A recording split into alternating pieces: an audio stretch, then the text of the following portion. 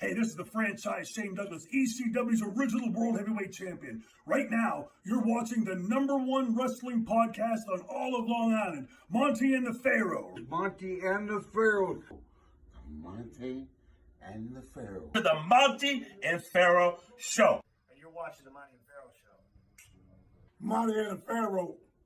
With Monty and the Pharaoh. Monty and the Pharaoh. Monty and the Pharaoh. Monty and the Pharaoh. Monty and the Pharaoh. Monty and the Pharaoh. Monty and the Pharaoh. Monty and Pharaoh. Monty and the Pharaoh. And Monty and the Pharaoh. Oh, is it Monty and the Pharaoh? Monty and Pharaoh. The Monty and the Pharaoh Show. Monty and the Pharaoh. To the Monty and the Pharaoh Show. And it's Monty and the Pharaoh, baby. Watching Monty and the Pharaoh. With Monty and the Pharaoh. Monty and the Pharaoh. Oh, what a rush. We've got the future Hall of Famers, Out Rucker, Marty Jannetty, and MJ in the house, and I'm sitting here with two more future Hall of Famers, Monty and the Pharaoh. We're doing that stuff and we gonna rock it.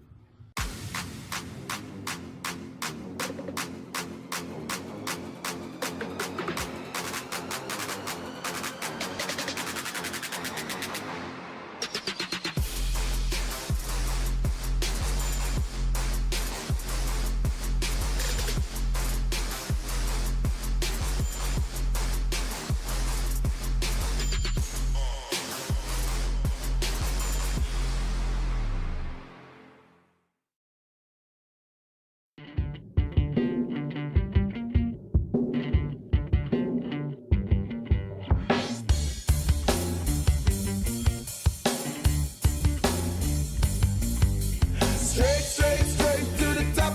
We're living this life, not just dreaming it, we're doing it for real. Straight to the top. Working hard every day just to leave out that tower.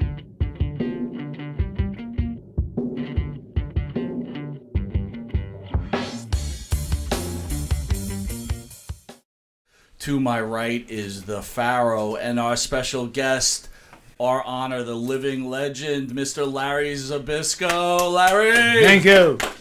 Thank you. Why are we all wearing sunglasses? Oh, why not? Okay. Part of the shtick, right? All right. I got the lights in me. So. You actually look better than we do with sunglasses. He's now part of the faction. Thank you. Whatever Thank the you. faction is. Really, Larry, what haven't you done in the world of professional wrestling? You know what?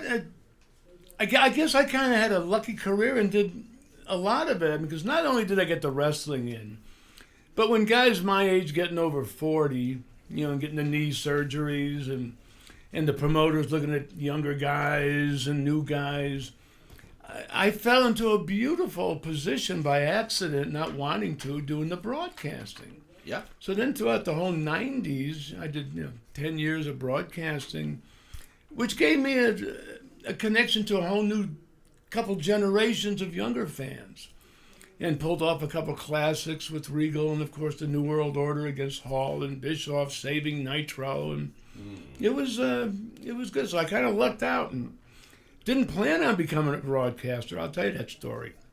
But it's been a great career. I was blessed, I guess, with the gift of gab. And I learned the secret of psychology from the old timers of how to talk, in character.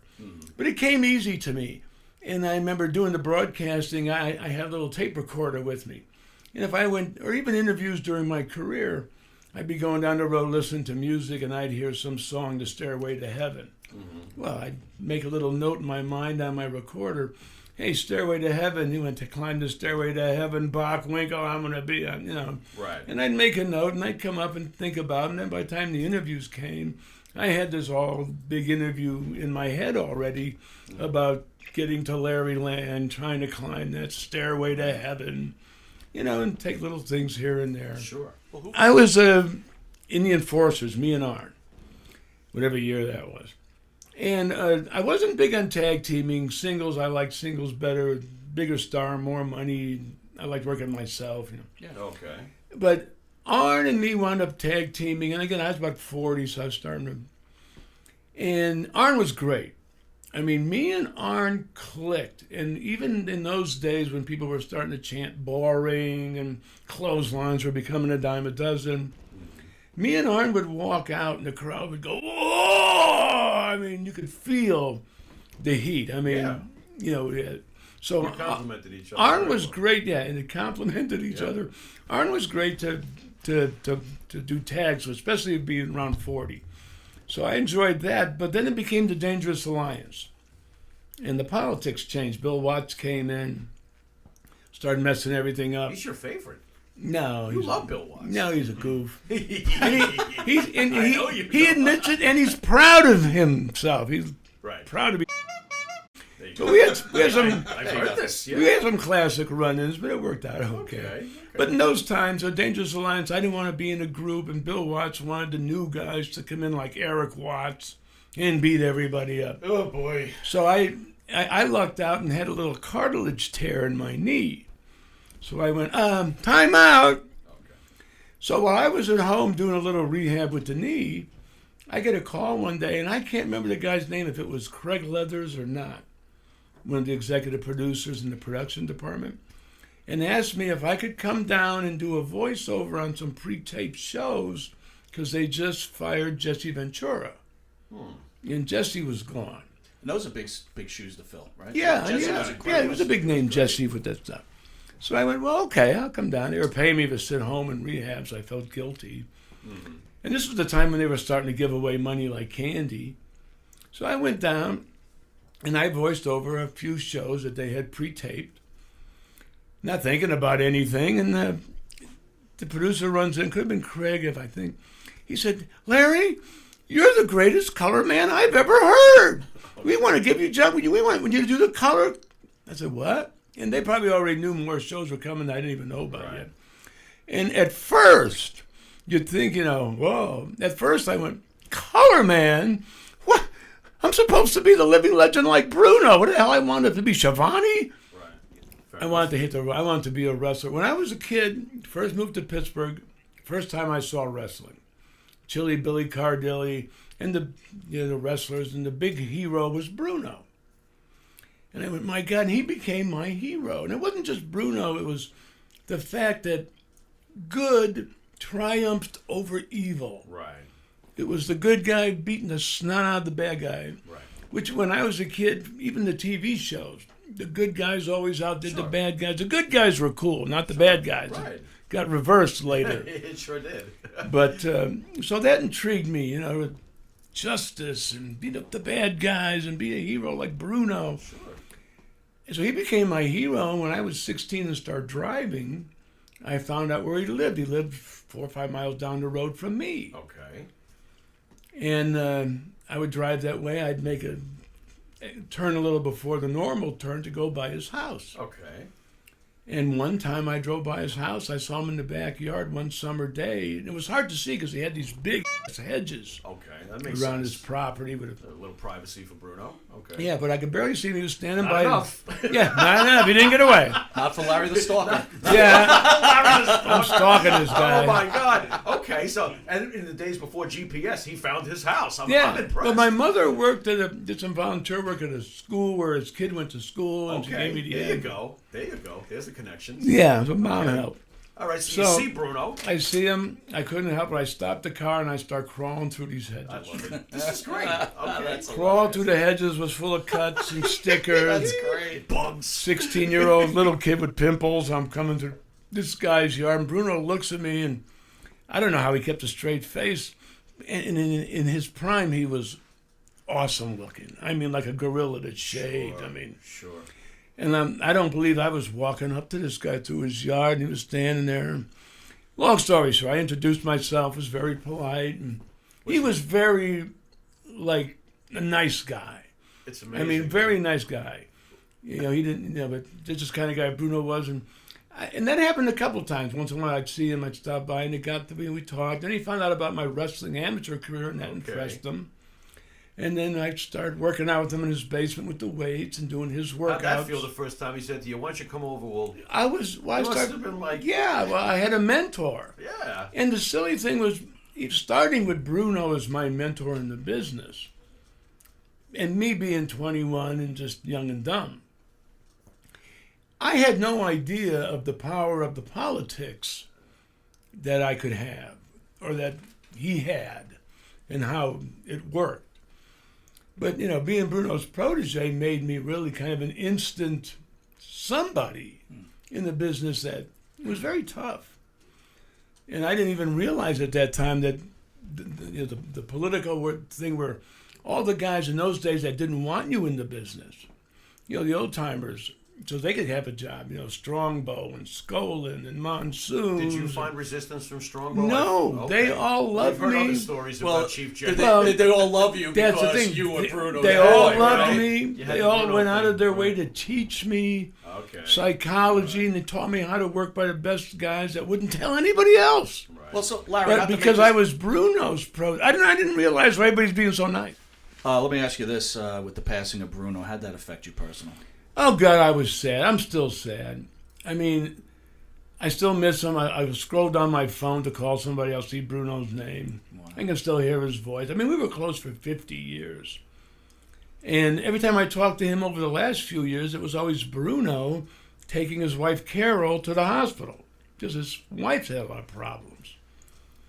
And I just never thought I'd ever hear he died. It's Bruno. Right. But it was very. I got choked up. I could hardly talk. So you didn't know he had medical issues? It was Well, I knew some things were going, and he had some heart issues, and then I heard he was. And I tried to call him. No call. I talked to his kid Daryl, and Bruno's in the hospital, and hopefully he's going to recover, but he's having some trouble. So I knew something was not good. And then I heard, he didn't make it.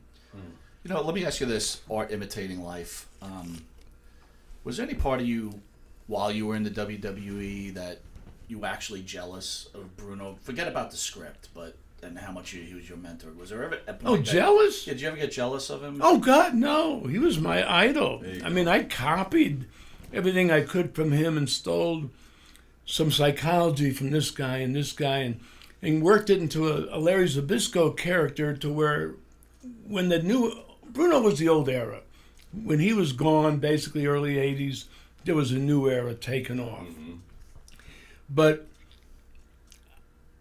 I kept enough of the secrets from the old timers to where all the new guys had to be some kind of weird gimmick, a character. Everybody was the this, the that.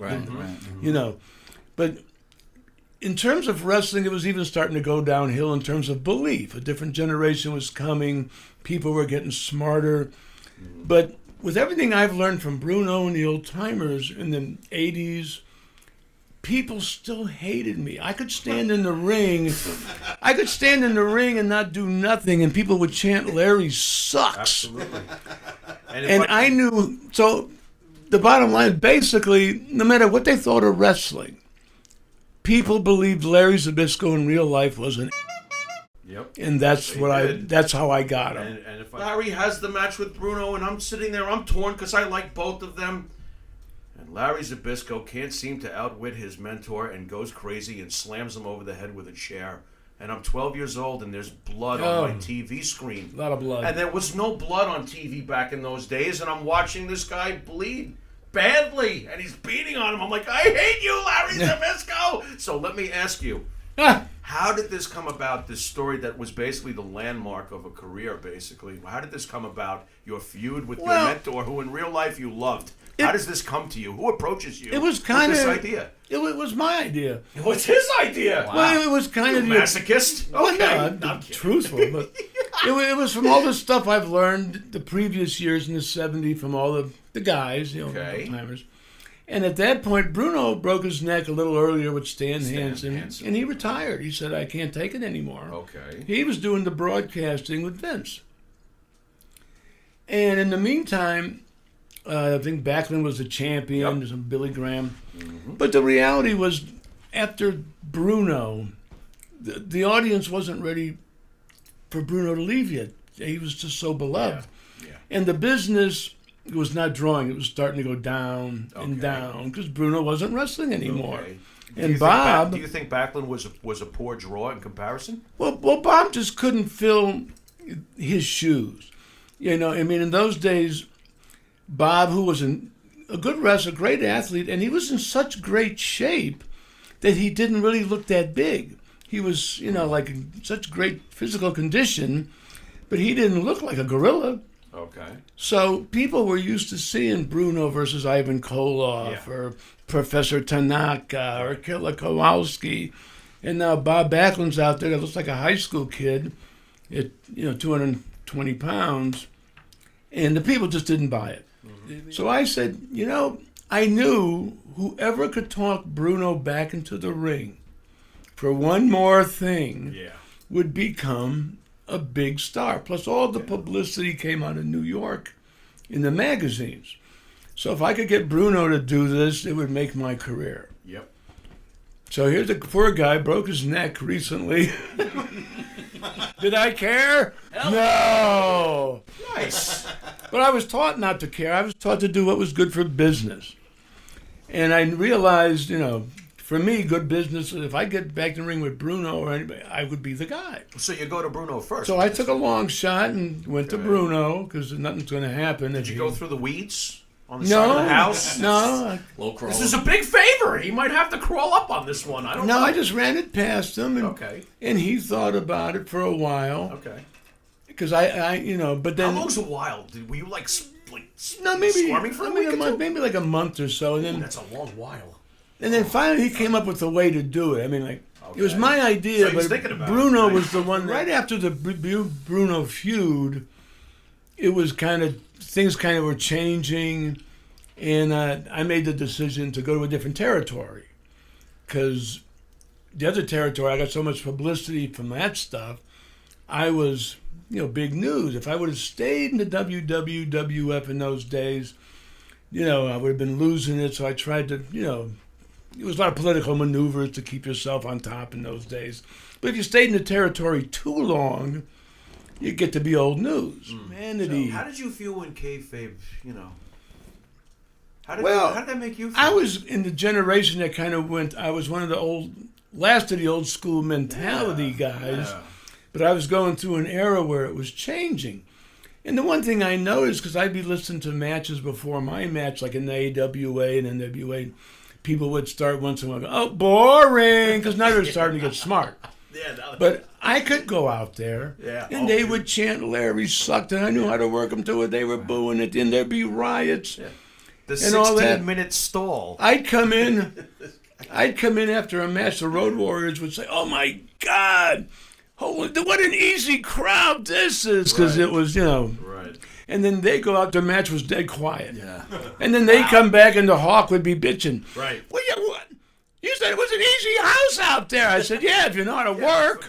You finally get a hold of AWA. You finally get a heavyweight world title. I don't know what took so long. I was talking to you in the back. I couldn't stand the fact that Backlund, you should have taken the belt from Backlund. I don't give a I can't stand it. Stop it. He should have taken the belt. The man's got a point. Especially after the San Martino thing, it was right for the picking. Anyway, He's on a roll. You finally get the AWA World Heavyweight title. You do a program with the late great Mr. Saito, where you guys exchanged the belt. Yeah, that was times. good. I wanted to ask you: did you want this title? Was this something that did you always want to be the World Heavyweight Champion? Was it that important to you when you finally got it? Because I remember we read it in the mags. We were like, about damn time. Yeah, that's true. Did you feel like Or really with such marks? He's laughing his well, but it's no, true. I know, you guys are great. Belt on him. Hold on. Well, Hey, or Larry! to be honest, were you helping out your father-in-law Vern, who was having trouble with the territory?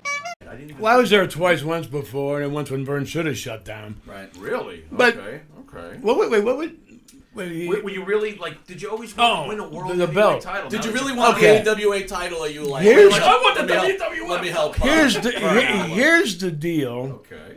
of a professional wrestler in psychology. I didn't care about a belt one way or another. It was a pain drag around all through the airports. Yeah, but didn't you get the most money when you had the title? What you champion. wanted to do was make the most money you could, and sometimes I would make more money being the heel going after the champion Okay. than if I had the belt. But the AWA was a hard territory to get into because it was a great place to work. And here's one of the main reasons. Once you made good money there. But because the weather was so horrible in the winter times, you made a lot of money because people would go inside to watch something. You couldn't go outside. Yeah. But in the summertime, between getting out of the house, cabin fever, and all the farming, Vern really didn't run shows a lot in the summer, just some TVs.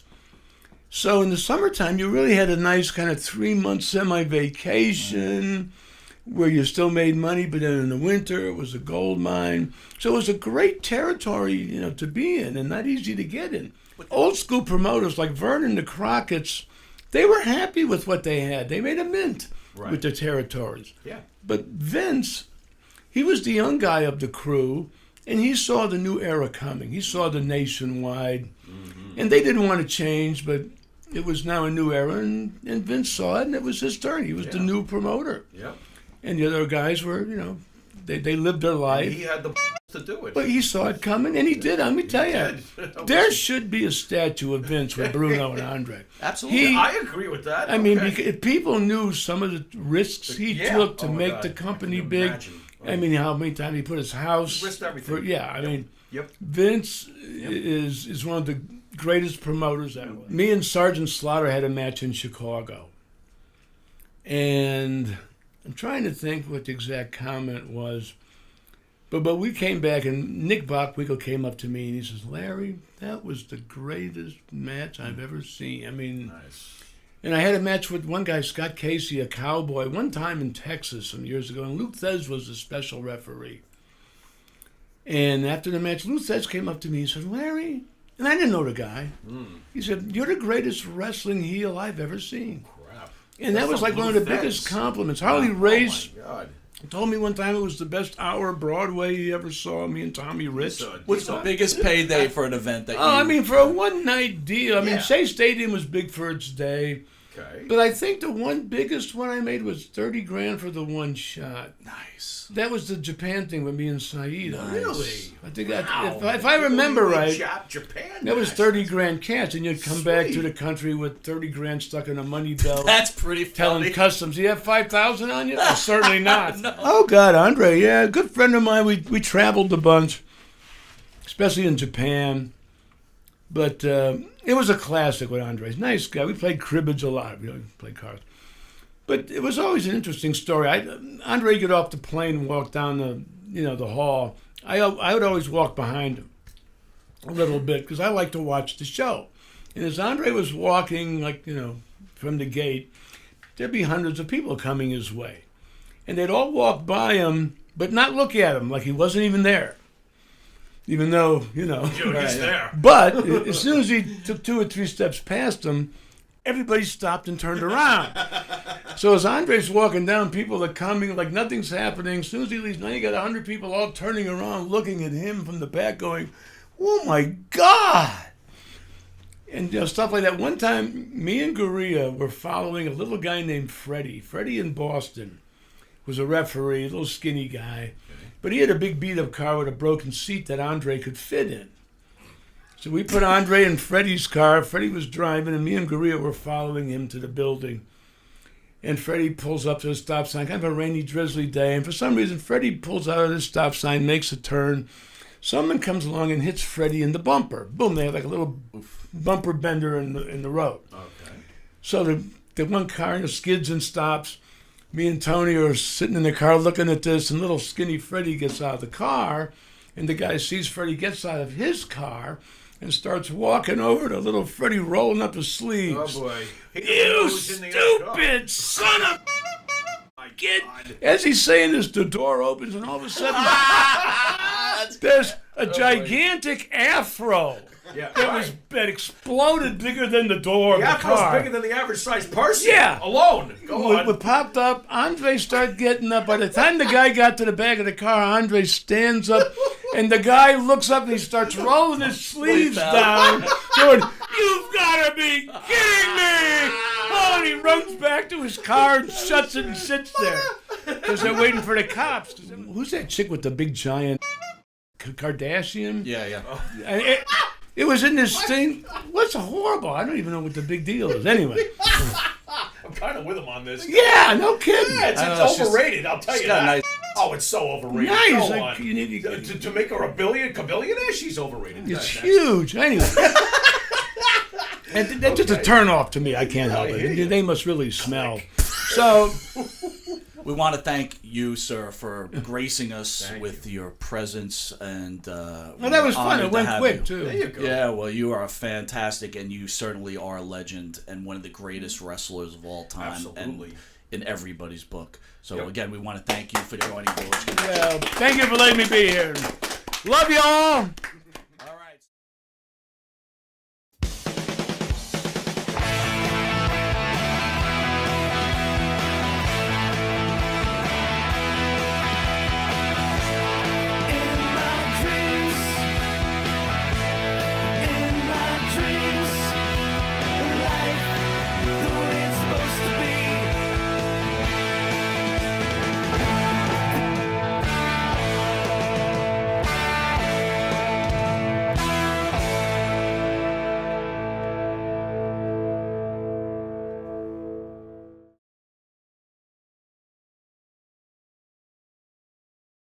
Hey, this is the franchise Shane Douglas, ECW's original World Heavyweight Champion. Right now, you're watching the #1 wrestling podcast on all of Long Island, Monty and the Pharaoh. Monty and the Pharaoh.